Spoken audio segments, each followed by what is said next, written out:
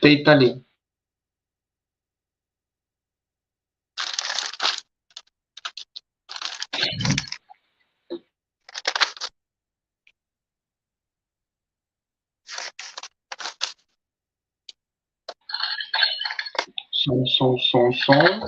Som.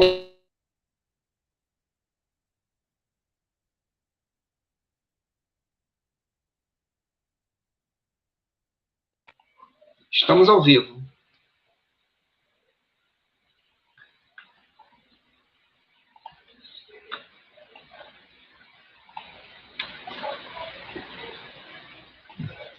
Peraí que eu perdi a página. Pode fazer. Vou fazer. Peraí. Ah, tá. Perdi a página aqui.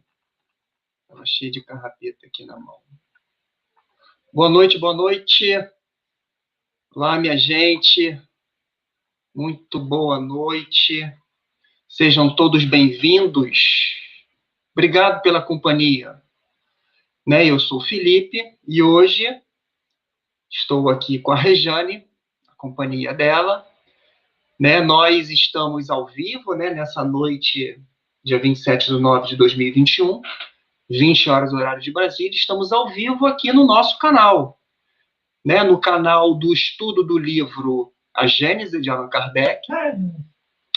A gente faz parte do grupo de estudos dos livros da codificação, o GELCO, que é um grupo de estudos pertencente ao Centro Espírita Luz e Verdade, localizados aqui na cidade do Rio de Janeiro, no bairro de Campo Grande, na rua Vitor Alves 226.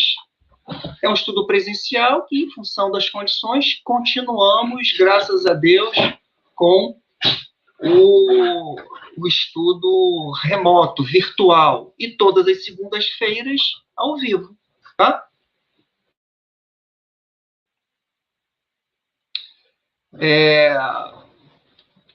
Então, nós iremos aparecer aqui. Vocês, infelizmente, em função da tecnologia, não conseguem aparecer, mas participem conosco no texto do YouTube, colocando aí, interagindo com a gente, tá? Participe aí. Então, hoje nós vamos falar, hoje tem bastante assunto, Então a gente vai falar sobre a superioridade da natureza de Jesus, sonhos, estrela dos magos, dupla vista, curas. Vai do item 1 ao item 28. No primeiro momento, a Rejane vai fazer os esclarecimentos, a gente dá uma pausazinha para responder as dúvidas e os comentários. Depois eu sigo adiante até o fim, para falar sobre as curas, E depois a gente dá uma paradinha para que possamos também fazer alguns comentários, tá? E assim é a nossa programação da noite de hoje. Deixa eu ver quem já chegou aqui ao vivo. Aqui, Guaraciara, boa noite, Guaraciara. Vânia, boa noite. Tatiane, boa noite. Luciane, boa noite. Tiago, boa noite. Muito obrigado pela companhia. Vou passar agora para a Rejane. A Rejane vai fazer uma página e a prece. E a gente dá por iniciado o nosso encontro. Por favor, Rejane. Se você é do livro Minutos de Sabedoria. Se você não sabe perdoar sem esquecer, é sinal de que você não compreendeu ainda a verdade e o caminho a seguir. Procure perdoar e esquecer as mágoas e ofensas, as intrigas e calúnias. Mantenha-se em tal atitude que nenhuma calúnia o possa atingir. Perdoe e siga seu caminho. Quando o caluniador abrir os olhos, você estará tão distante dele que não poderá mais ouvir sua voz cheia de veneno. Então, com esse ensinamento de Jesus, nós te pedimos clareza de pensamento para poder entender que todas as dificuldades nossas são para o nosso bem, elas são árduas, às vezes penosas demais, mas com o teu apoio e com o apoio dos espíritos superiores, os nossos anjos, que nós possamos, Senhor, suplantar as dificuldades, superar as barreiras e nos reinventar diante das pedras do nosso caminho. Eu gostaria de pedir hoje, em especial, por uma amiga nossa, a Maria Luísa, e também, deixa eu dar uma olhadinha aqui, nós temos também uma amiga que está precisando da nossa mentalização, é a Renata Brise Rangel, ela está no CTI de um hospital. Que os bons espíritos possam socorrer aqueles que mais necessitam nesse momento, amparando-os diante da dificuldade e principalmente derramando sobre eles o bálsamo que os ajudará a se recomporem, a recompor as forças físicas e emocionais, para suplantar mais uma vez a dificuldade.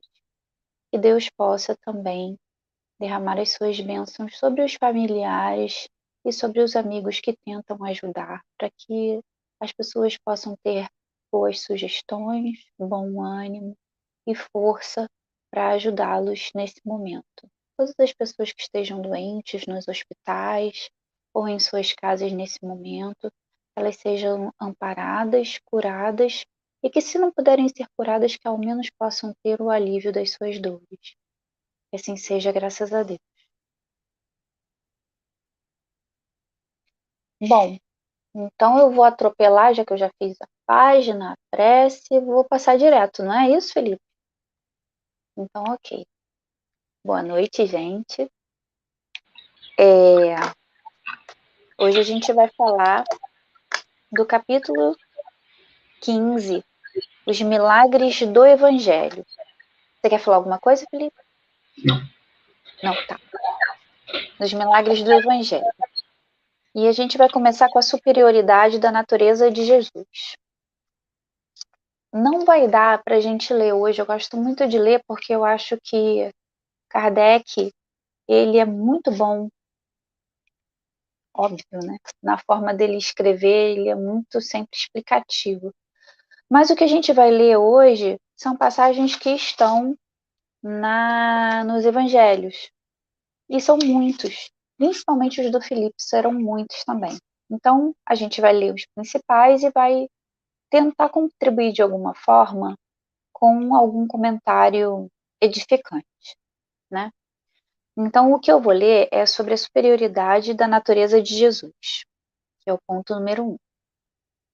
Os fatos que o Evangelho relata e que foram até hoje considerados milagrosos pertencem, na sua maioria, à ordem dos fenômenos psíquicos, isto é, dos que têm como causa primária as faculdades e os atributos da alma. Então, o que a gente percebe aqui é que no Evangelho de Jesus foram relatados fatos milagrosos, mas que, na maioria deles, eles são de ordem psíquica, né? Apesar de que o Felipe vai relatar muitas curas físicas, né? Muitos milagres físicos, esses fenômenos foram fenômenos psíquicos. Não confundir com fenômenos psicológicos, né? Tem gente que fala assim, eu tô com uma determinada dor. Aí o cara fala assim, a pessoa fala, o outro fala assim, isso é psicológico, né? Como se a coisa não existisse e fosse uma produção da nossa cabeça. Não é isso. São fenômenos psíquicos, o que é bastante diferente. Isso é que tem como causa primária as faculdades e os atributos da alma. Aí ele tenta explicar aqui o que seriam esses fenômenos psíquicos.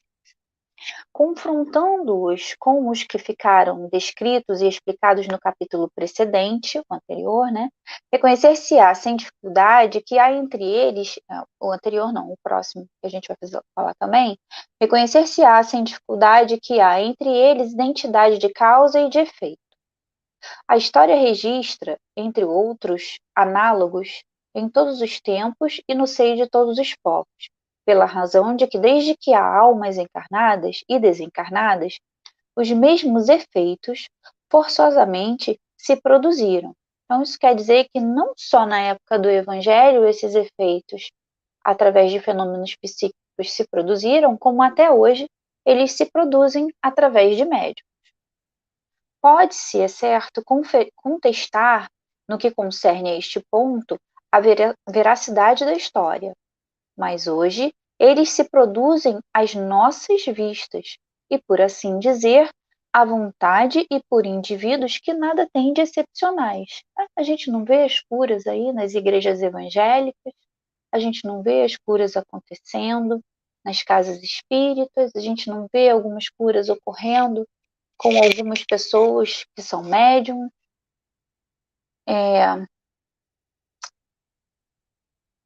O só fato da reprodução de um fenômeno em condições idênticas basta para provar que ele é possível e se acha submetido a uma lei, não sendo, portanto, miraculoso. Então, a gente está mais uma vez tentando desmistificar, tirar a possibilidade do milagroso para esses fatos que podem ser discutidos e comprovados, né? E que se repetem com muita frequência.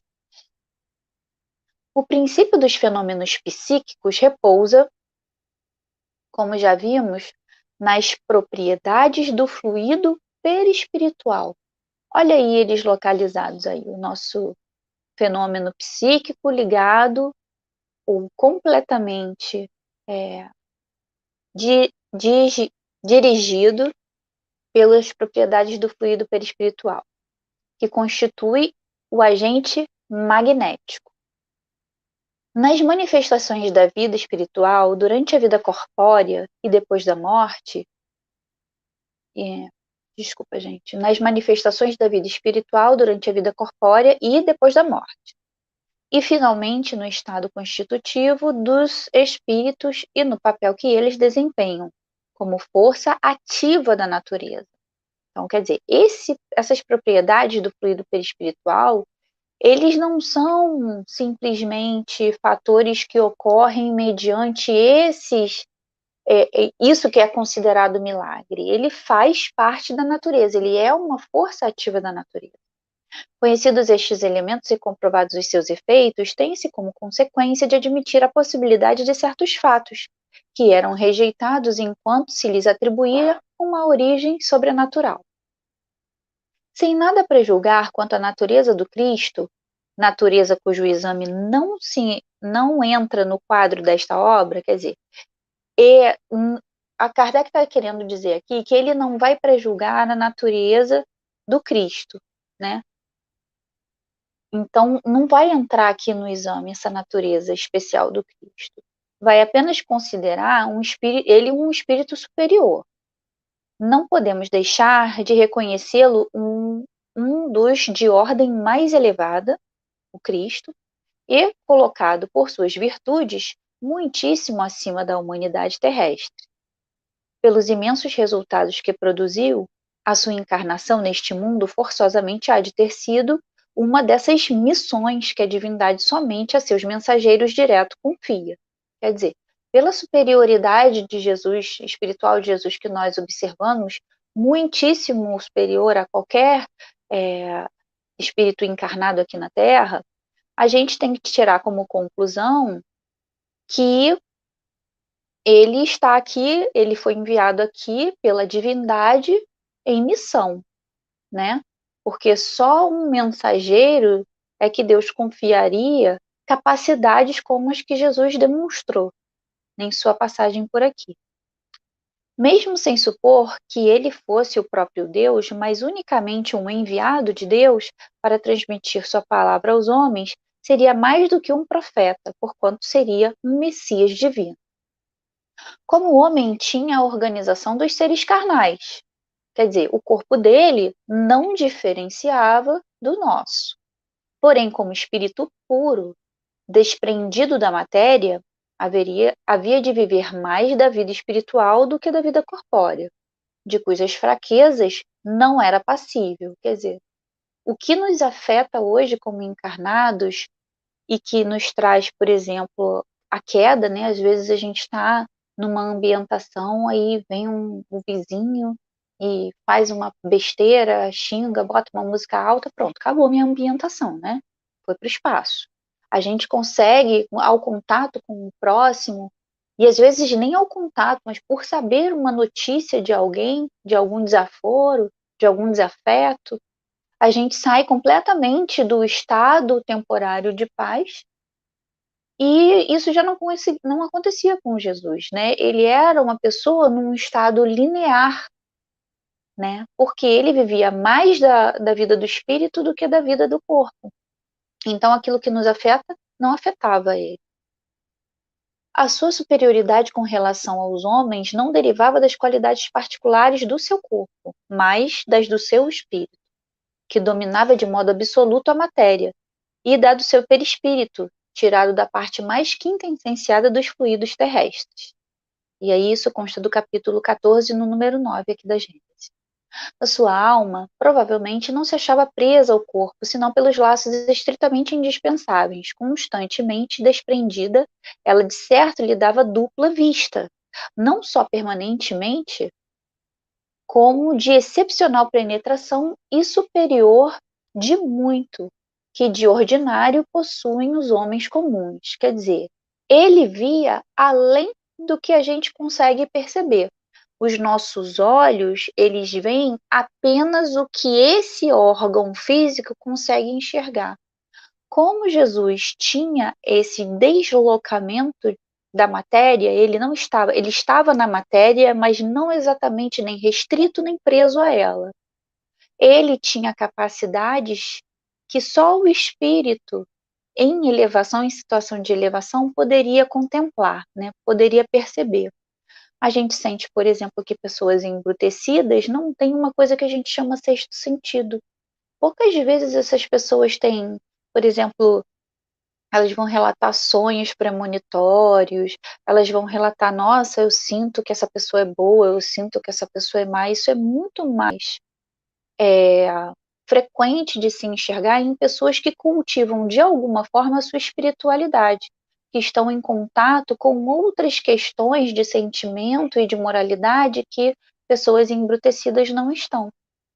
Então, Jesus tinha isso 1000 vezes potencializado do que a gente. Então, o mesmo havia de dar-se nele com relação a todos os fenômenos que dependem dos fluidos perispirituais ou psíquicos. A qualidade desses fluidos lhe conferia imensa força magnética, secundada pelo incessante desejo de fazer o bem. Olha aí também por que as capacidades dele eram extremamente diferenciadas. Tá aparecendo. Ficou um pouco baixo de uma hora para outra. Porque tá acontecendo alguma coisa. Vem fazendo ligação. Voltou. Voltou, né? Deixa eu só Voltou. comunicar aqui, mas eu vou continuar a fazer a leitura. Só um minutinho, tá, gente?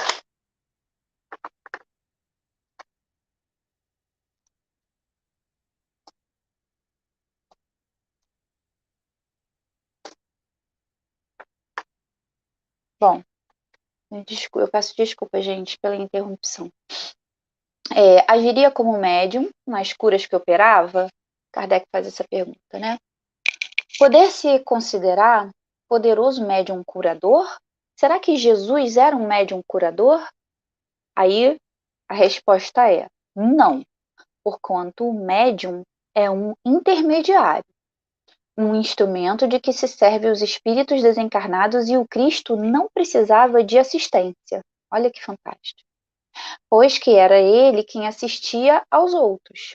Agia por si mesmo, em virtude do seu poder pessoal, como podem fazer em certos casos os encarnados na medida de suas forças, que o espírito ao demais ousaria insuflar-lhe seus próprios pensamentos e de encarregá-lo de os transmitir. Se algum influxo estranho recebia, esse só de Deus lhe poderia vir. Quer dizer, Se por acaso de alguma fonte emanasse esses influxos, só de Deus diretamente viria. Porque Jesus, na elevação em que ele se encontra, ele não necessita de intermediários, né? Ele próprio era quem fazia todas as curas e todos os fenômenos que nós vamos presenciar aqui nessa leitura, e eu indico para vocês que vocês leiam para que vocês possam compreender, né? Mesmo que vocês tenham que verificar novamente, ver de novo esse vídeo, mas leiam esse capítulo que fala sobre as curas e sobre os milagres. Segundo a definição dada por um espírito, ele era médium de Deus. Então, agora a gente vai fazer um apanhadozinho. O que ocorre?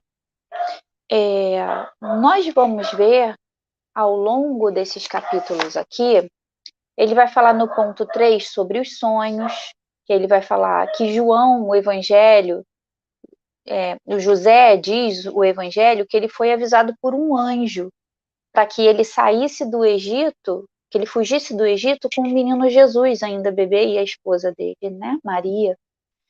E esse aviso veio através de um sonho.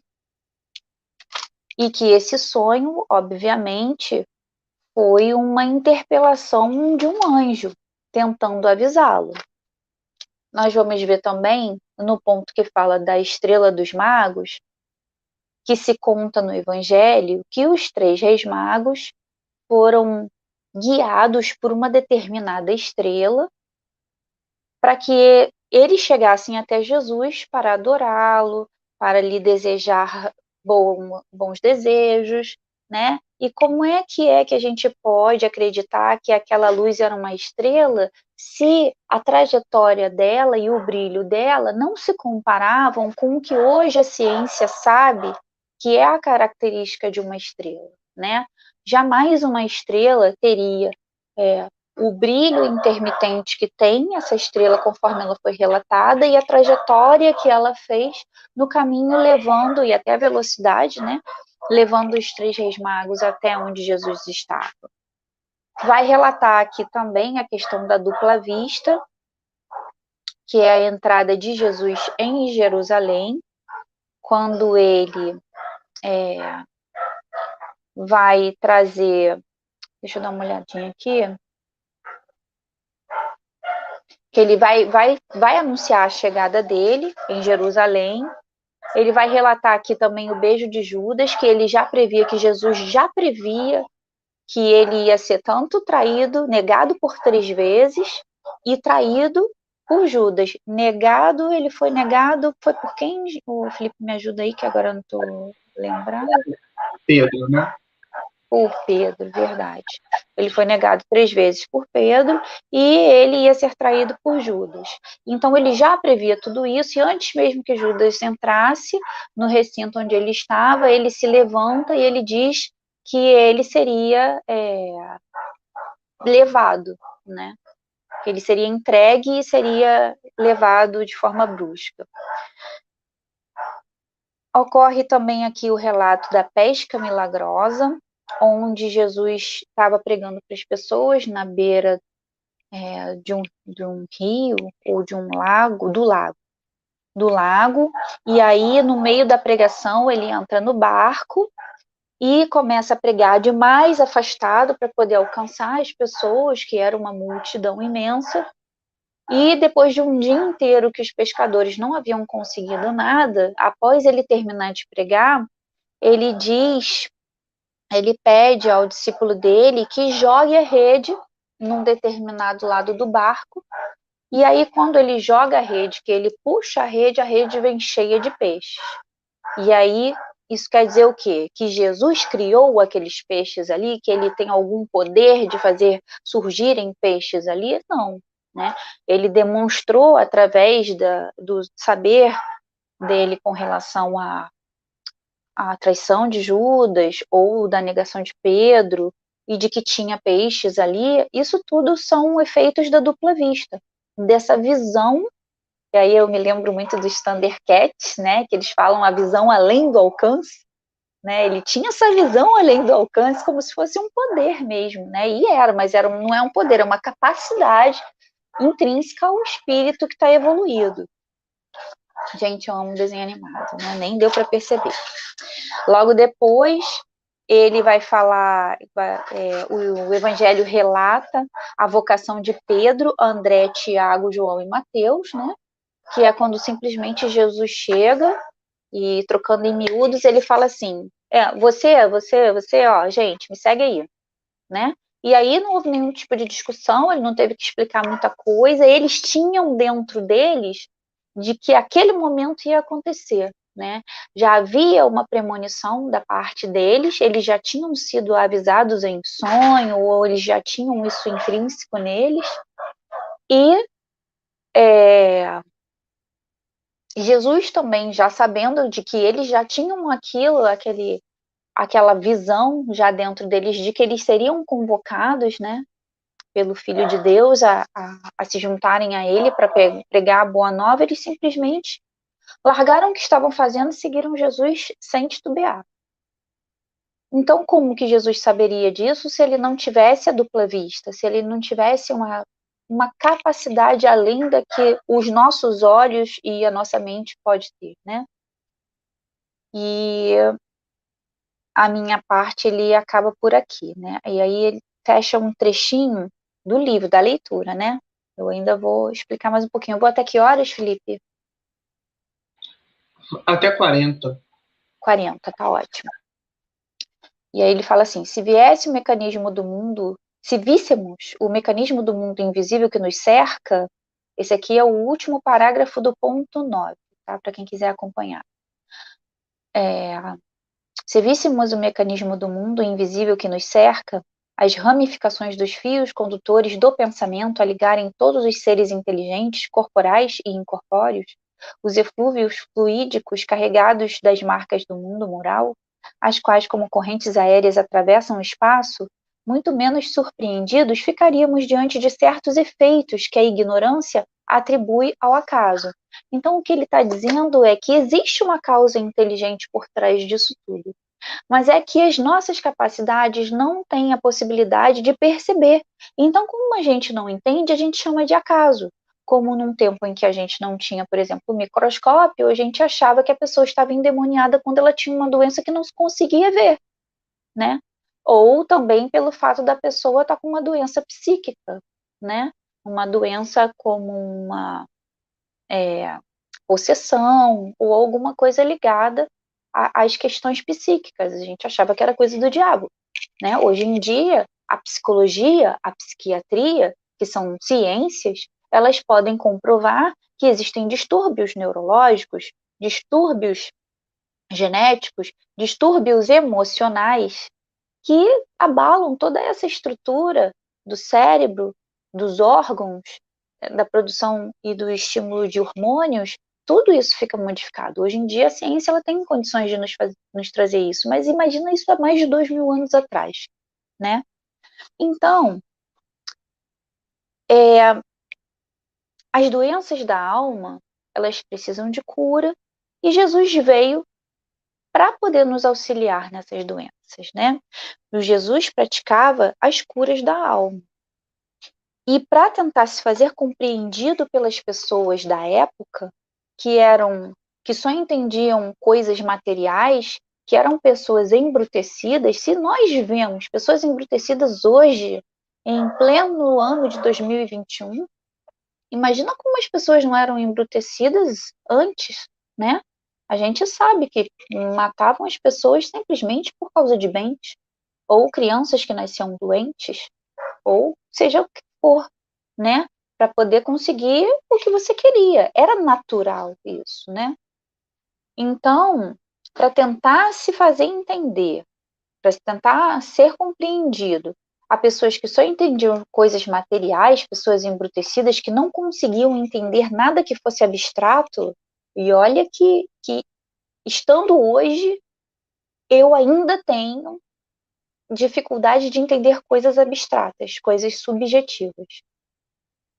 coisas concretas são muito mais simples de falar, mas quando as coisas são subjetivas, elas necessitam de um raciocínio, de uma perspicácia muito além do que às vezes a gente tem, né, de raciocínios simples.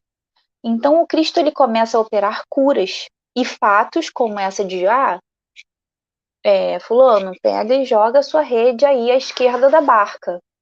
E aí, quando ele vê, ele puxa muitos. Então, assim, não só as curas, como os fatos que Jesus conseguiu operar, a mentalidade da população daqueles tempos chamava de milagres, né? Então, quando Deus opera com a sua generosidade, primeiro, a gente não consegue compreender, né? Quando Deus é muitíssimo generoso, a gente diz que, pô, mas por que salvou aquela pessoa, mas não salvou a outra, né? Por que a outra merece e eu não? Ou então, nossa, eu recebi o livramento, se a outra não recebeu é porque Deus gosta de mim, mas não gosta dela. Quer dizer, a gente acha aquilo tudo, né, incompreensível. Segundo, a gente passa a achar que é milagre. Não, aquilo aconteceu por milagre, né? E o que é o milagre se não aquilo que a gente não consegue compreender? Aquilo que a gente não consegue explicar com a racionalidade. Só que tudo que Deus opera é lei, é formalidade, é para todos. Só que para todos em ocasiões que dependem do nosso agir, né? Tudo que a gente faz tem um resultado diante de uma lei que é linear para todos. Por exemplo, a parede da minha casa não me machuca. Ela não me machuca, a não ser que eu me jogue nela. Então, assim, o fato da parede não machucar é uma lei. Mas se eu dou com a minha cabeça na parede, ela tem um outro resultado, né? Ela vai fazer, uau, essa parede machuca. Não, não é a parede de machuca. Eu falava isso, acho que uma vez na época do Céu e Inferno, eu até falei isso, né? A minha sogra falava assim, quando os meus filhos batiam na parede, né, braço, cabeça, ela falava assim, parede feia, não faz isso com o meu bebê, parede. Eu falava, não senhora, não ensina isso não que tá errado. Você tem que ensinar a ele que ele precisa ter cuidado, porque não é a parede que machuca ele, vai ter ideias distorcidas sobre as coisas e sobre as pessoas, né? O que você tem que ensinar é que a parede machuca, mas porque ele está fazendo alguma coisa errada, está correndo pela casa, ou não está prestando atenção no que está fazendo, ou está fazendo pirraça e se joga no chão e daí bate na parede, né? Eu sei que aquilo foi um ato amoroso dela, mas a gente precisa entender que é de pequeno que a gente raciocina. E esses raciocínios abstratos, eles são um pouco difíceis, né? Então, voltando ao assunto, a lei divina, ela é a lei de amor e para o amor não há limites. A lei do amor, ela vai desafiar a nossa presunçosa sabedoria e a nossa presunçosa ciência. Por quê? Porque a gente vive o espiritismo todo o tempo, né? A gente acha que sabe tudo, mas a gente não consegue contemplar nem a metade de todo esse conhecimento que o Espiritismo consegue trazer para a gente. Mas é no cotidiano, é no nosso cotidiano, é no cotidiano dos espíritos que a gente vai revelar toda essa bondade que pode nos curar, né? Jesus, por ser um educador de almas, ele não quer mais de nós puritanismo, né? Porque a gente às vezes fala de moral, de família, de gente de bem, né? De padrões de moralidade. Só que quando Jesus vem educar as almas, ele não quer mais aqueles padrões antigos de comportamento que simplesmente curam feridas físicas. Ele quer que a gente mude por dentro para que as nossas feridas curem a nossa alma. E aí eu sei que o Felipe vai falar na parte dele aquele vá e não peques mais, né? Quando ele fala vá e não peques mais, o que ele está querendo dizer com isso na hora das curas dele? Que tem algo dentro do seu proceder que não é coerente com a sua saúde. Então, para que você se mantenha saudável, você vai precisar mudar algo dentro de você. Então, ele curava, ele falava: olha, você está curado. Mas ele jamais falou assim: olha, você não vai morrer. Porque todo mundo que Jesus curou morreu, inclusive Lázaro, a quem ele trouxe novamente a vida, também morreu. Então, Jesus, aquele educador de almas que fez curas e milagres, ele não quer mais aqueles puritanismos antigos, ele não quer mais aqueles falsos moralismos, ele não quer mais regrinhas de condutas que são regras de etiqueta, né? Aquela coisa de que na casa das pessoas eu não falo mal delas, mas por trás eu falo mal. Olha a maledicência aí incrustada no nosso espírito, na nossa alma, né? Ele não quer mais regras sociais para que a gente simplesmente pareça puro. Ele exige de nós uma mudança de comportamento real, significativa e linear. Ele não quer que a gente pareça só educado na frente dos outros. Ele quer que você não tenha mais essa mania de falar mal dos outros, de fazer coisas ruins, né? Agora é um processo educativo interior, que desenvolve o verdadeiro sentimento moral. Então, ele nos traz, com essas curas, com esses milagres, com esses fatos, né, supostamente milagrosos, ele nos traz uma oportunidade de recompor os nossos destinos espirituais. Então, quando hoje a dor se instala nas nossas vidas, ela tem um significado. Então, a gente vai se perguntar o seguinte: eu acho que algumas perguntas elas precisam ser feitas. A primeira pergunta é: o que é a doença? Né? A gente tem que se questionar o que é a doença. Por que eu estou sempre com aquela mesma doença? Por que aquilo sempre me afeta? Por que todo mundo come determinadas comidas e eu não consigo comer aquilo porque aquilo me faz mal e não é uma reação alérgica? Né? E o que essa doença sempre se manifesta em mim? Outra pergunta que eu acho que a gente deve fazer é: quem é o doente? Né? Quem é essa pessoa, esse doente? O que é uma cura para você, para mim, hoje? O que é uma cura? As curas, será que elas foram milagres? Essas curas que Jesus fez? Será que a palavra que a gente deve usar é curar ou salvar? Porque se na cura eu preciso não pecar mais, aonde que Jesus quer chegar? Ele quer simplesmente devolver a mão daquele que estava com a mãozinha ruim? Quer devolver o movimento ao paralítico? Ou ele quer mexer em alguma coisa que está dentro de nós? Então, qual é o melhor verbo? É o curar ou é o salvar? Né?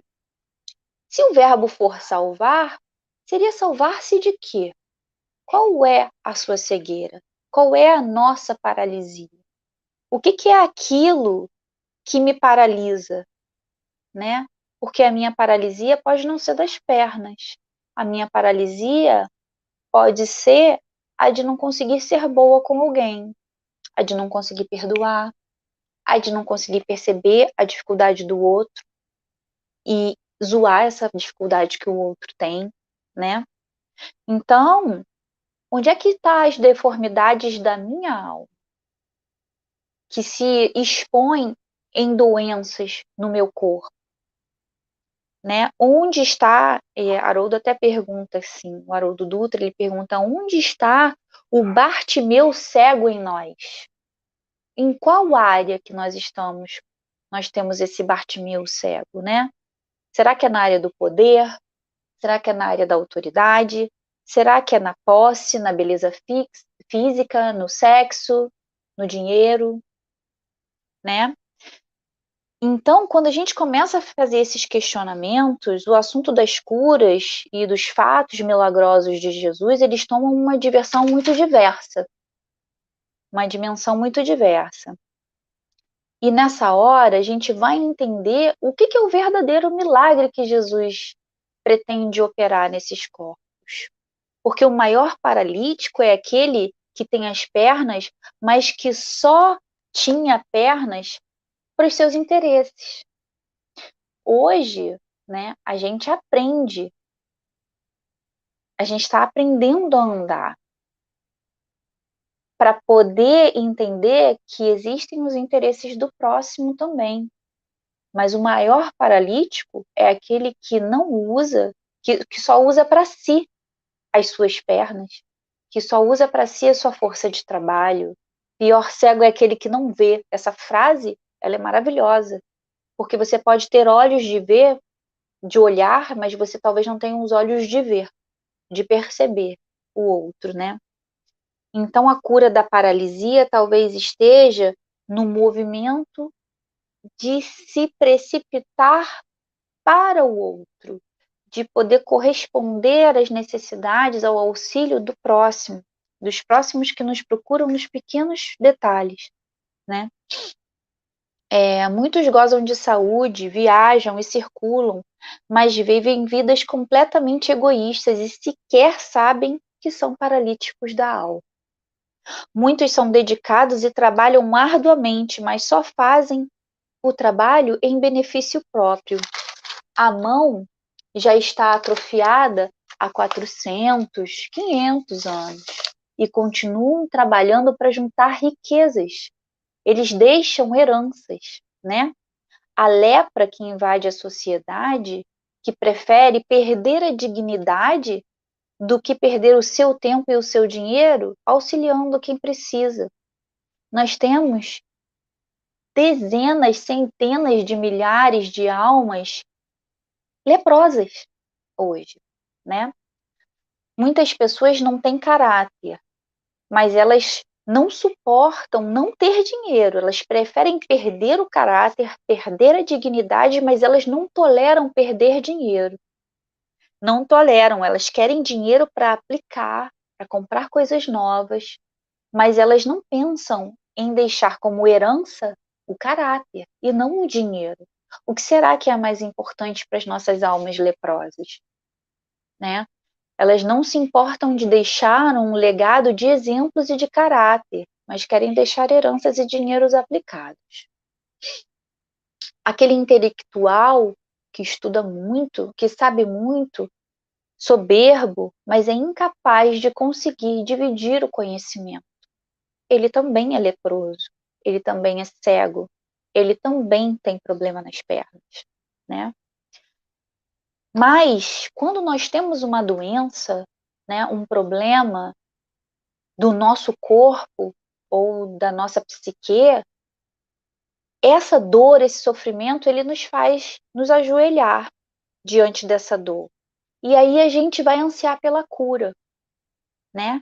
E aí é que chega a misericórdia divina para nos socorrer.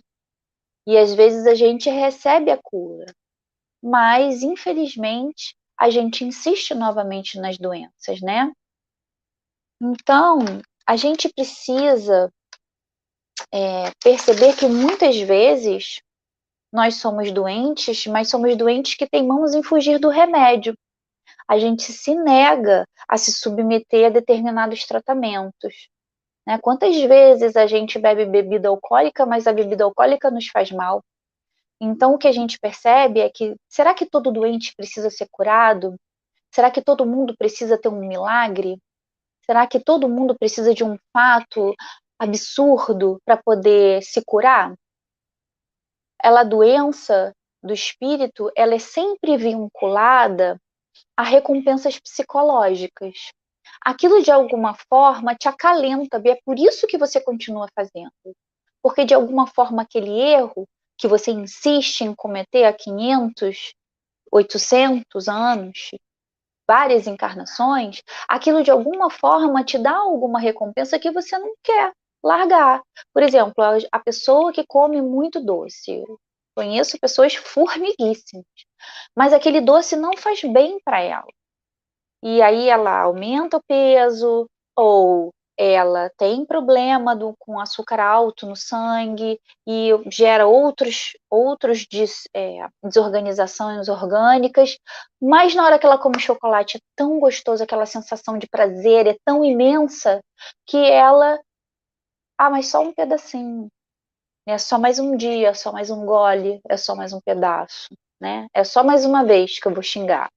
Então existe uma recompensa que de imediato causa prazer ou satisfação, mas que não necessariamente está te trazendo a longo prazo o benefício necessário, né? Então a verdadeira doença, ela é a ignorância espiritual, é aquele que não compreende que aquilo está fazendo mal para ele, né? Aquele que não conhece ou simplesmente não quer conhecer a forma de se curar. Então, nesses casos, a cura virá também para eles, mas vai vir devagarzinho, mas ela virá, porque Deus não abandona ninguém, né? Mesmo aqueles que ainda estão cegos e se mantêm na cegueira. Então, graças a Deus, Deus nos dá benfeitores e instrutores. Os benfeitores, eles fazem por nós aquela bondade, né? Aquele socorro imediato. E os instrutores, para nos tirar da ignorância, para nos fazer ver além, para que essa dupla vista também nos alcance, mesmo que seja pequenininho, né? Mesmo que seja aquela dupla vista só do início da nossa, do fim da nossa cegueira, né? Mas aos poucos, quem sabe, a gente vai conseguir ser curado das nossas doenças mais profundas. Eu desejo que todos nós consigamos sair dessa situação de cegueira e de paraplegia com o Evangelho de Jesus. Eu encerro por aqui, Felipe. Muito obrigado, Regiane, pelas reflexões. Temos algumas interações, comentários, né? Não são perguntas. E o Tiago disse assim, como você estava naquela parte do interior, né, de falando da cura aqui de dentro para fora, aí ele colocou: se faz necessário conhecer nosso interior para curá-lo, não apenas negá-lo. Isso aí. Temos que tomar cuidado com movimentos conservadores, que muitas das vezes alimentam processos de autossabotagem. A gente tem que ter muito cuidado com isso, e aí sobre isso é só para bater na mesma tecla, de que a gente tem que ter cuidado com as coisas, determinados chamamentos que parecem ser muito aparentes, somente aparentes, né? São puritanismos e moralismos só para inglês ver. Quando a pessoa ela não mudou verdadeiramente dentro de si, ela não entendeu a mudança profunda que a gente precisa fazer no comportamento. Não é como a gente fala, né? A gente vê aquelas cortes inglesas, as cortes francesas nos filmes e você fala, nossa, que pessoas educadas.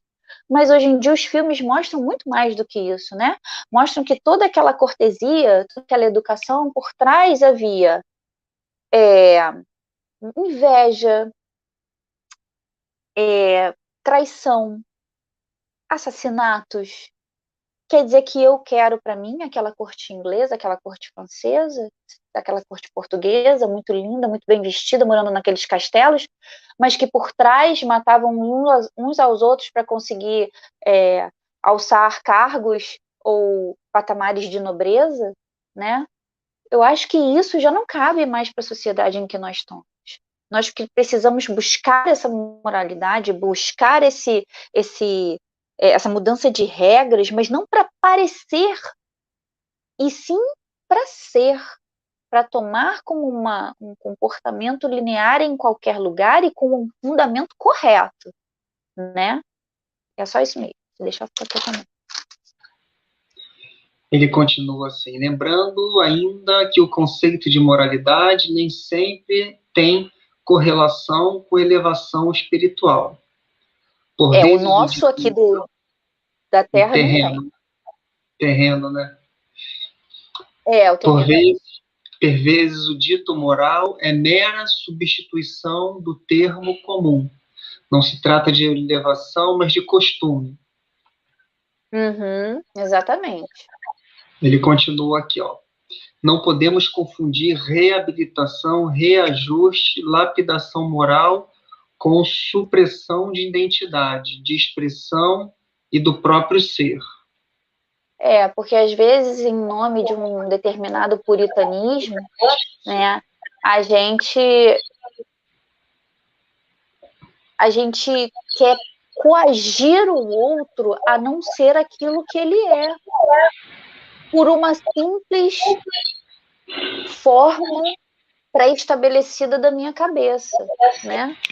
Eu que sou mãe, eu que sou filha de um casal hétero, normal, comum, padrão, onde a minha mãe era uma costureira e o meu pai um militar, ele nunca foi um pai. Pelo contrário, ele foi uma pessoa violenta, que batia a cabeça da minha mãe na parede, que apontava a arma pra gente, que batia no meu irmão.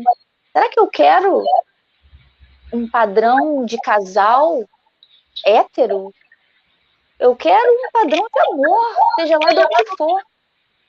Se vai vir dos avós, como família, por que só o pai e mãe pode ser considerada família? Os avós podem ser considerados família, dois pais, duas mães, meus irmãos foram considerados meus pais, foram eles que me criaram, né? Então, por que a família ela deve ter um padrão, ou seja lá o que for, deve ter o padrão, simplesmente com o intuito de sufocar o outro? Se o outro ele é uma pessoa boa, se o outro ele pensa no bem do próximo, por que ele não pode ser ele mesmo?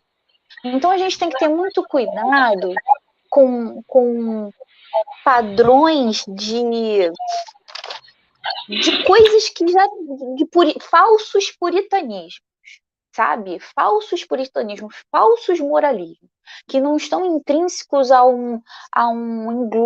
englobar todo mundo, e sim a excluir.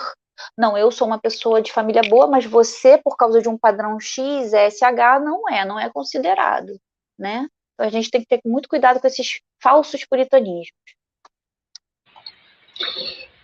Aí, como você estava falando de milagre, dando uma explicação, né? Às vezes, ele colocou, às vezes procuramos o milagre, o extraordinário, antes de procurar a cura material e mente. O ordinário. Invertemos as ordens das buscas. Uhum. Ele colocou aqui, e incorremos em riscos grandes, pois depositamos no espiritual uma parcela de solicitação que deve ser atendida pela vida material, e criamos dependências excessivas ao sagrado. Sim. Então, acho que era isso. Vamos para a minha parte, né? Uhum. Muito obrigado aí, Tiago, pelas complementações, a Rejane pelas reflexões. E agora vamos entrar a partir do item 10 até o item 28. E como é de se observar, tem bastante informação. Então, eu fiz aqui uma coletânea, eu fiz uma curadoria, que eu vou colocar para vocês aqui aquilo que mais me chamou a atenção, que eu julguei que seria importante da gente, de ser uma fala principal. Mas que não está limitado a isso. Vocês daí podem interagir conosco aqui, colocando as percepções, as observações. Né? Então, a única coisa que eu acho importante redizer, dizer novamente do que Rejane disse, é um lema que a gente tem que levar, que é quando ela explicou o que ficou claro para mim, que Kardec tinha clareza que Jesus era um espírito superior. Bom, ele já tinha em contato com uma grande coletividade de espíritos. Os espíritos ajudaram ele a criar certas categorias, né? Colocar os espíritos em certas categorias, e foi informado que Jesus era um espírito superior. E ele ainda coloca assim, a Rejane leu aquela parte, em função das qualidades morais apresentadas por ele, que estão registrados nos evangelhos. né? Então, a gente tem uma moralidade, né? Uma conduta, um padrão de conduta superior, e isso desdobra num perispírito quintessenciado, né? Então, Jesus é considerado um espírito superior, porque diante do que ele fez, os registros mostram que ele tinha uma moralidade, um padrão de conduta muito elevado para aquela época, e eu acho que para esta não resta a menor dúvida que também. Então, como consequência dessa moralidade desenvolvida, ele é um espírito superior na hierarquia, na categoria que foi elencada por Kardec, e ele, ao se aproximar da encarnação, ele forma um perispírito de matéria quintessenciada, e a gente viu isso lá no capítulo anterior, fluidos. Através do que a gente conquistou, né? Do que é o homem de bem, caridoso, benevolente, atencioso, paciente, todas essas qualidades, né?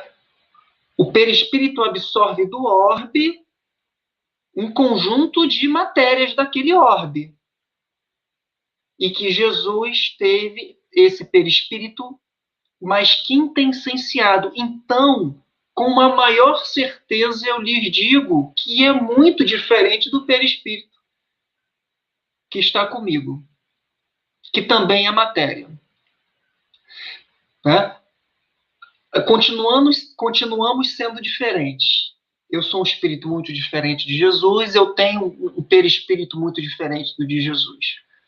Primeiro a gente fala do elemento espiritual, aí eu digo que é diferente, depois eu falo de matéria, e eu digo que a matéria é diferente. Bom, até que a gente chega no corpo, e aí Kardec é muito claro e diz: o corpo era igual, feito das mesmas moléculas, átomos e composição que é feito o meu. E eu gosto até daquele pensamento que acho que a única forma de eu conviver com grandes espíritos, né, com grandes missionários, em função do padrão vibratório, da moralidade, é num corpo de carne, é numa encarnação. Olha, ele consegue aproximar seres muito diferentes, o que no plano espiritual, na erraticidade, é impossível. Né? Então, Jesus tinha um corpo igual ao nosso, igual ao meu. Porém, tem uma diferença. A Regiane explicou. As necessidades dele, né, do corpo, ainda são diferentes da minha. Mas bate uma fome, eu já fico irritado. É nesse grau, né, de que a matéria pouco influenciava as atitudes. Vou falar de atitudes, que é o que está claro. Falar de sentimentos e de pensamentos, a gente não estava dentro dele para saber, mas no que tange as atitudes, a gente entende como o que ele pensa, o que ele sente. Né? Então, eu estou ali cheio de fome, a barriga roncando, irritado. Vem um vizinho, um amigo, um familiar, às vezes não muito bem, e ali eu me expresso esse meu pequeno desajuste nessa relação. Então, acho que era um pouco disso que ficou na minha mente. Jesus tinha uma superioridade do corpo, mas não porque era uma matéria diferente, pela sua ligação, como ela disse, pelos mínimos fios básicos e necessários, né, em que as relações que ele tinha, e olha que foi pedrada atrás de pedrada. Vocês leem essa parte das curas aqui? A atividade dele, o trabalho dele de percorrer os locais, né, e conversar com os que lá estavam e tomando pedrada de conta, desconfiado, sendo traído. E a conduta dele, ele vendo isso tudo, sentindo isso tudo, não é que o sangue não esquenta, né, no caso dele, né? No meu caso, certamente. O sangue esquenta, o corpo, né, ainda muito denso, muito material. Então era só esse comentário que eu queria fazer, que vai ajudar a matar todos esses itens aqui. Então, essa propriedade de ser um espírito superior, porque ela é elevado e moral, em função disso, ele tinha um perispírito quintessenciado, e ele tinha um corpo para interagir, mas que esse corpo, ele não era escravo dele.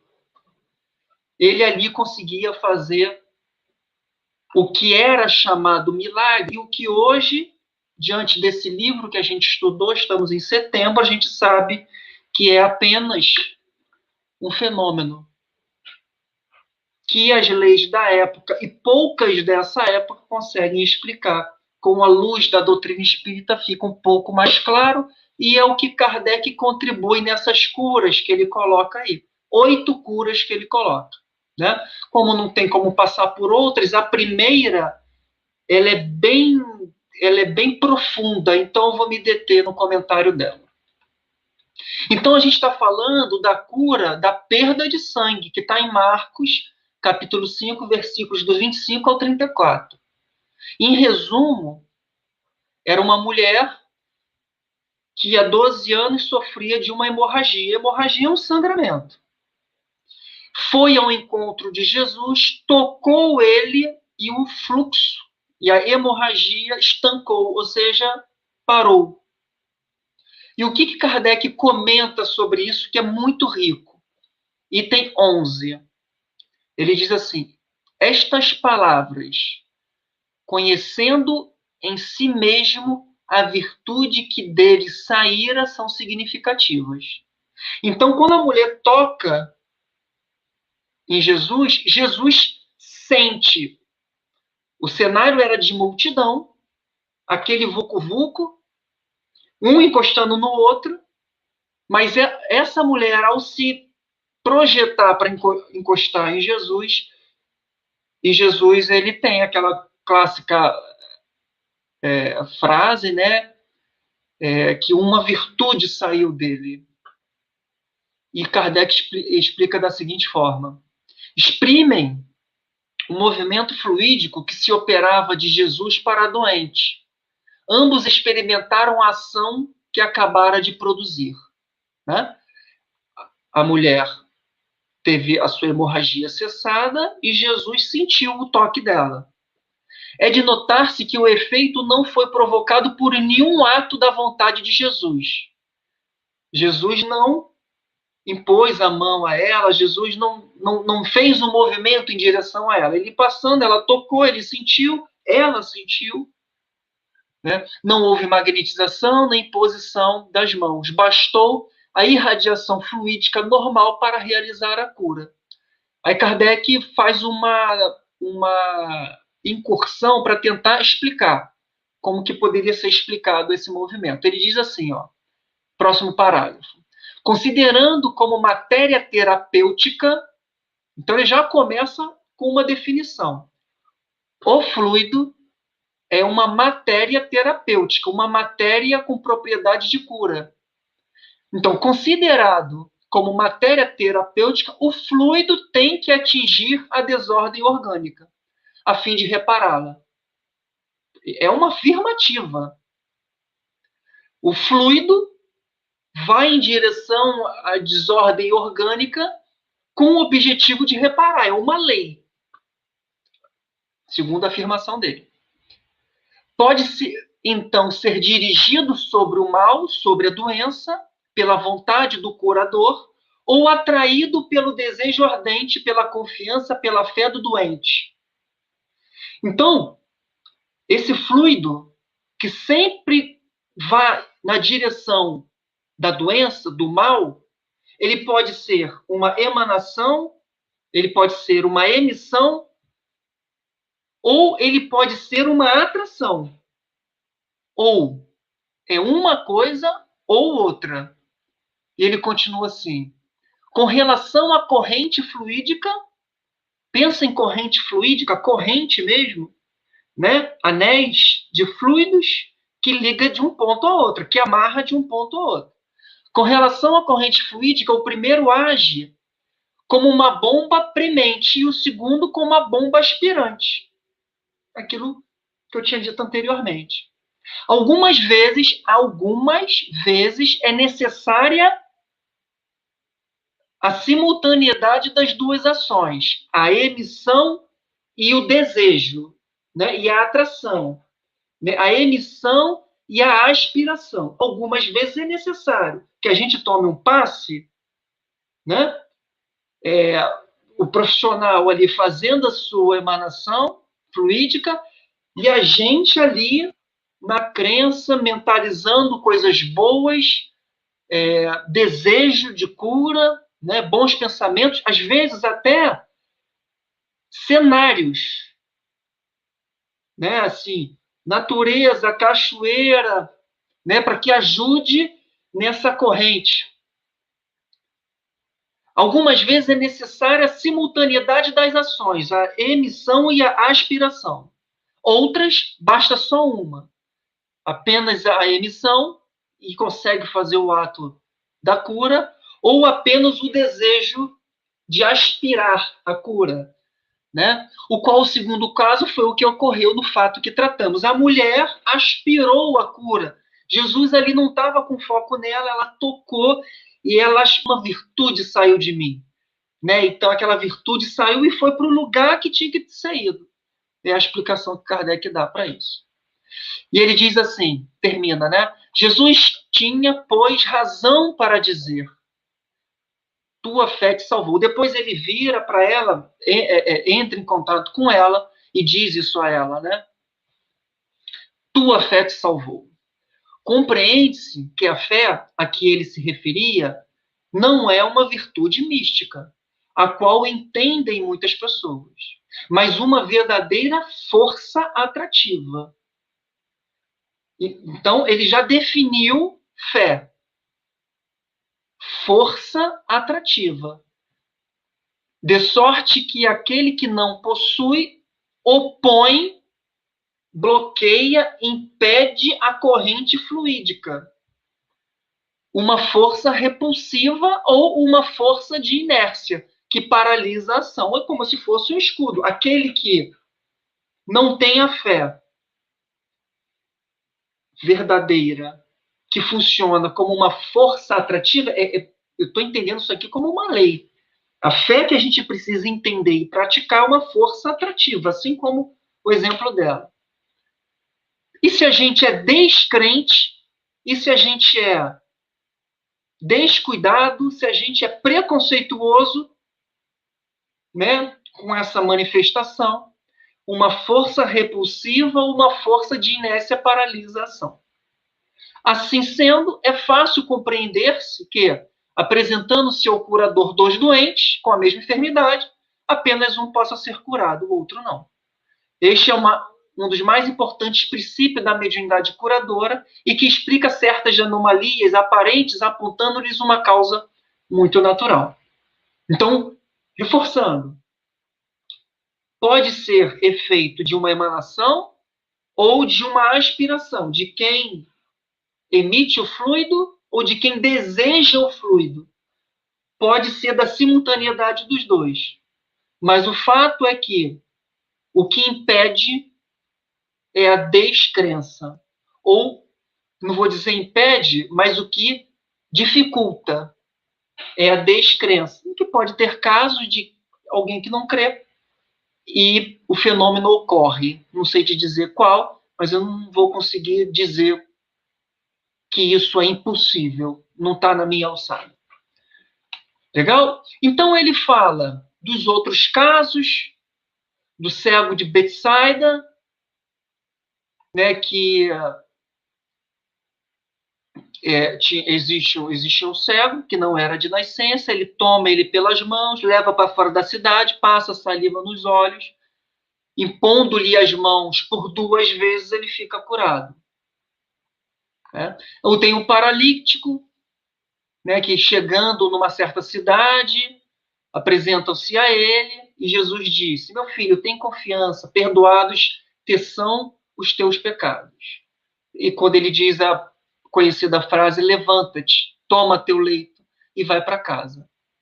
Né? Então, Kardec, em resumo, ele diz até assim: teus pecados te são perdoados. É como se ele tivesse dito: pagaste as tuas dívidas. A fé que agora possuis anulou uma causa da tua enfermidade, em consequência, merece ficar livre dela.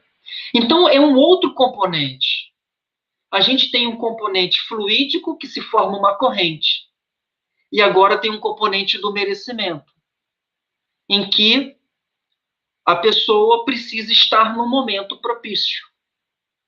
Eu digo propício no seu momento, no momento que é certo de se livrar daquilo que incomoda. Tem também o fato dos 10 leprosos. Então, 10 leprosos foram ao encontro de Jesus, saíram do encontro curado, um volta, e Jesus diz para ele: tua fé te salvou. A Regiane falou, né? Essa passagem ali, muito bem falada.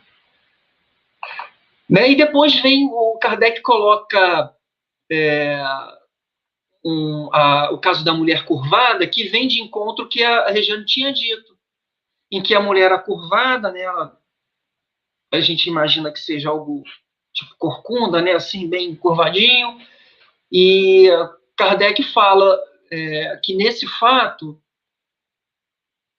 que todas as doenças eram atribuídas ao demônio. A Regiane falou isso, né? Na antiguidade não se entendia muito bem,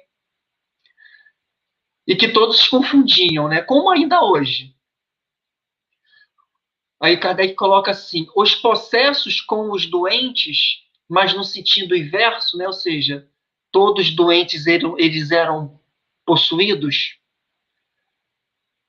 né? Confundiam uma coisa com a outra, né? Não quero tirar o mérito de que isso pode trazer doenças, uma obsessão pode trazer doenças. Mas hoje a gente consegue entender que existe esse mecanismo da espiritualidade, existe também as questões de ordem biológica. Vai comer batata frita todo dia, fritada no óleo, que fica uma delícia, né? Vai dar ruim, né? Depois ele fala do cego de nascença, né? Que aí coloca até o pai, os fariseus, né? Colocam o pai e a mãe na jogada, e eles com muito medo, né? Mas teu filho nasceu cego? Nasceu, mas Jesus curou. Mas como é que foi isso? Aí os pais: não, pergunta a ele. Estavam com medo, né? Não, pergunta a ele que foi curado. Vai perguntar para mim? Acabaram sendo expulsos do templo. Né? Então você vê o cenário da vivência de Jesus. Não tão diferente do nosso no sentido de necessidades. Tinha um corpo igual ao nosso, reclamava banho, reclamava sede, reclamava fome, reclamava necessidades. Tinha ali um conjunto, né? Eu acho que era até menos confortável, né? Eu acho não, tenho certeza. Não tinha uma caminha com travesseiro, não tinha um ar-condicionadozinho. Então você vê como que a matéria, para aqueles mais apegados, influenciava, né? Tudo bem que ali também meio que se acomodava, né? Hoje, com o ar, tu tira, é quase a morte. Né? Não tinha, então, as coisas meio que se acomodavam, mas era desconfortável. Né? E Jesus passou pelas mesmas experiências por uma população, um revolucionário à sua época, tomando agressividade para todo lado e só fazendo bem. Aí o Kardec, no item 26, termina assim: Jesus ia por toda a Galileia, ensinando nas sinagogas, pregando o evangelho do reino e curando todos os langores, todos os abatidos, e todas as enfermidades no meio do povo. Tendo-se a sua reputação espalhada por toda a Síria, traziam-lhe os que estavam doentes e afligidos por dores e males diversos, os possessos, os lunáticos, os paralíticos, e ele a todos curava. Acompanhava-o a grande multidão, de povo da Galiléia, de Decápolis, de Jerusalém, da Judéia, além do Jordão. Então, para entender um pouco do que foi essa missão dele, né, durante esse tempo, do que ele tinha pela frente. E o Kardec termina com o item 28, com uma bela palestra, com uma bela escrita, como a Regiane falou do início, né? Com uma bela escrita, com uma bela dica, com uma bela orientação, já que a gente está falando essencialmente de espiritismo. Ele diz assim: o espiritismo, igualmente, pelo bem que faz, é que prova a sua missão providencial, providencial vindo da ação da providência de Deus. Né? Ele cura os males físicos, sim. Né? Temos nos nossos centros espíritas trabalhos que visam esse objetivo. Ele cura males físicos, mas cura, sobretudo, as doenças morais, que é a causa dos males físicos. E esses são os maiores prodígios, no sentido de fenômeno, que lhe atestam a procedência. Né? Assim, um fenômeno desse é espantoso. A gente, às vezes, caramba, aconteceu. Né? A ciência, às vezes, não explica, né? Casos acompanhados de exame pré e exame pós. Né? Mas o maior prodígio é a cura moral, como ele coloca aqui. Ele continua dizendo: seus mais sinceros adeptos do espiritismo não são os que se sentem tocados pela observação de fenômenos extraordinários. Está falando assim, gente, não se impressiona, né? Mas os que dele recebem a consolação. Não se impressiona, os sinceros adeptos não se impressiona com os fenômenos. A gente entende, a gente busca.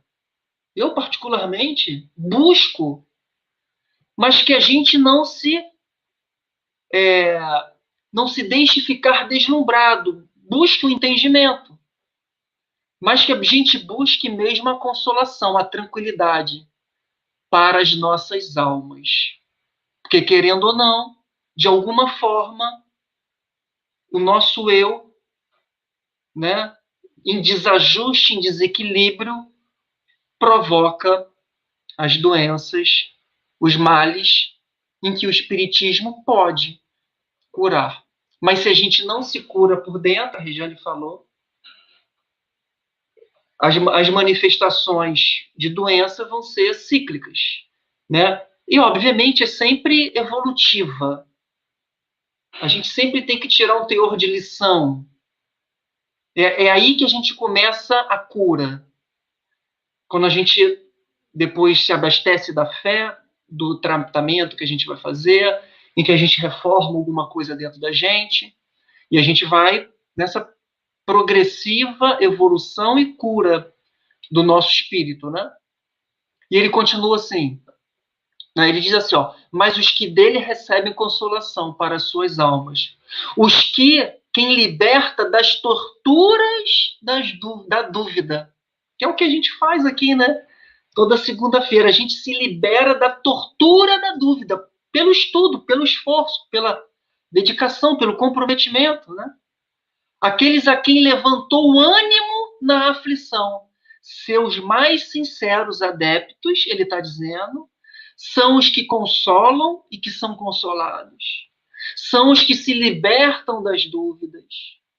São os que levantam o ânimo do próximo e o seu na aflição. São os que auream ou que aspiram forças na certeza que lhes trouxe acerca do futuro no conhecimento do ser espiritual de seus destinos. Em que a gente, eu acho que ele quis dizer assim, em que a gente se fortalece porque a gente apenas não crê, mas sabe que é apenas uma vida que é apenas esta vida e que são muitas vidas e que aqui tem um ciclo necessário de aprendizado, de sabedoria que a gente vai adquirindo rumo ao espírito perfeito que seremos, obrigatoriamente. Uns mais rápidos pela força, pela consolação, né, pela dedicação, pelo comprometimento, outros um pouco mais lentos pela rebeldia, pela apatia, né, por outras qualidades que não são qualidades de sinceros adeptos, como diz Kardec. Esses, os de fé inabalável, porque sentem e compreendem. Né? E ele termina assim no parágrafo. Os que no espiritismo unicamente procuram efeitos materiais não lhe podem compreender a força moral. Os efeitos materiais, os fenômenos, não compreendem a força que ele tem de transformar o nosso interior, né? Com a nossa dedicação, obviamente. Daí vem os incrédulos, porque eles ficam só nos efeitos materiais, querem explicação para tudo, que apenas conhecem através dos fenômenos cuja causa primária não admitem. Consideram os espíritas meros prestidigitadores mágicos ou charlatãos. Não será, pois, por meio de fenômenos que o espiritismo triunfará em relação aos incrédulos. Então ele está dizendo, não adianta tentar explicar para um incrédulo o fenômeno de materialização, de cura, qualquer tipo aí. Né? Será pela multiplicação dos benefícios morais. Porquanto, se é certo que os incrédulos não admitem os prodígios, os fenômenos, não menos certo que conhece como toda a gente o sofrimento. Ele diz assim, olha, os incrédulos podem não conseguir compreender os prodígios, os fenômenos, mas é inegável que eles conhecem o sofrimento humano, as aflições. E ninguém recusa alívio e consolação. Colocando o espiritismo, se a gente apresenta para o incrédulo o espiritismo dos fenômenos, ali você não tem campo, não teremos campo de desfazer o incrédulo. Mas a força moral, a consolação, né? A boa vontade, o ânimo, a esperança, o porvir, alivia, consola, e ali é inegável, ninguém consegue ocultar esse efeito moral tão grande dentro das pessoas. Né? Eles, em resumo, assim, convencer o incrédulo não pelos prodígios, não pelos fenômenos, mas pelos alívios e consolações, os alívios e as consolações dos sofredores, de quem expia ou prova um momento de muita dor. Né? Você vê, isso é um resumo do que é o nosso centro espírita, o nosso trabalho voluntário espírita, é entender para compreender. Né? Se a gente gasta apenas o nosso entender, divagando em palavras, em significados, a gente não consegue mostrar para o outro a força moral que é explicar uma teoria em que a gente passa por um momento que passa porque faz parte do nosso conjunto de aprendizados. Né? E que tudo passa, e que a gente reencarna, e que a gente esquece o passado, e o Deus que a gente entende, o amor que a gente tem que por outro, a caridade. Né? Então, isso tudo, essas bases doutrinárias, a gente explica, a gente se esforça aqui, vocês interagem, mas para que a gente use essa força do entendimento como força de consolo, de compreensão para as nossas dificuldades e para que a gente seja luz para quem esteja no momento um pouco mais passando por momentos um pouco mais difíceis que o nosso.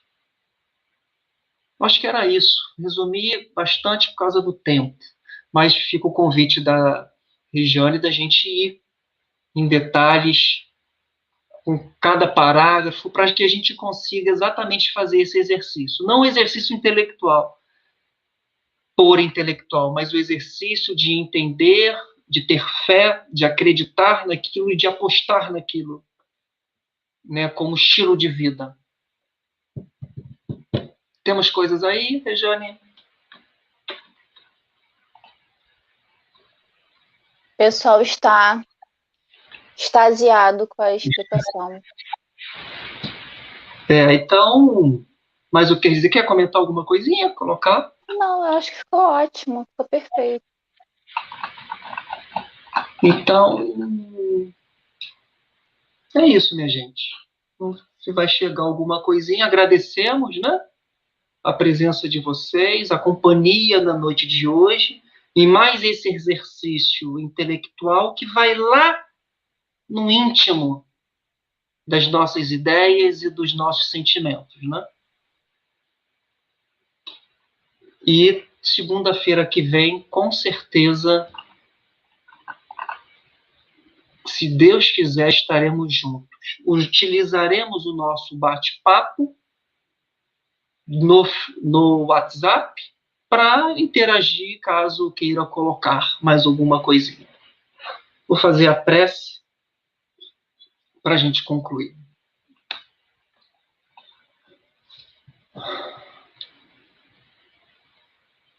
Então, para aqueles que desejarem fechar os olhos, para que a gente una os nossos pensamentos, que as distrações visuais não nos atrapalhem nesse momento de comunhão, e direcionemos o nosso pensamento ao Pai, a Deus, ao nosso Criador, para agradecer a vida, agradecer a oportunidade de estarmos reencarnados, a oportunidade de termos conectado na noite de hoje, ter encontrado para poder mexer dentro de nós um assunto tão edificante. Agradecemos ao Criador imensamente essas oportunidades. Rogamos aos benfeitores, aos nossos espíritos protetores do nosso lar, o nosso anjo protetor, o protetor da nossa casa, Centro Espírita Luz e Verdade, do nosso estudo, agradecendo a eles toda a proteção, toda a atenção que vem entregado a nós a toda semana, durante a semana. Rogamos a Ele, aos nossos mais queridos amigos, familiares, a quem a gente mentalizar nesse momento,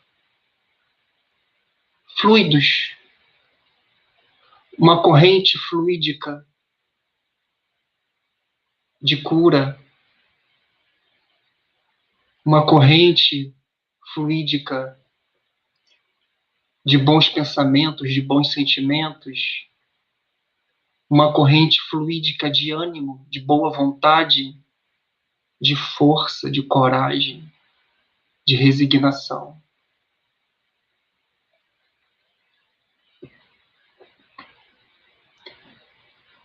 Que a gente possa ser justo com todo esse trabalho da espiritualidade em favor de nós todos, fazendo a parte que nos cabe, com disciplina, com dedicação, com comprometimento, certos de que toda essa informação, todos esses sentimentos já estão dentro de nós. Toda essa edificação já somos nós. Que possamos, amanhã, um novo dia, colocar em prática o pouco que seja, na oportunidade que seja, um pouquinho cada dia. Sabendo que através dessas experiências bem-sucedidas, que sairemos dessa vida muito melhor do que chegamos. Graças a Deus. Graças a Deus. Boa noite, gente. Até a próxima semana. Tchau, gente. Boa noite. Boa semana, hein?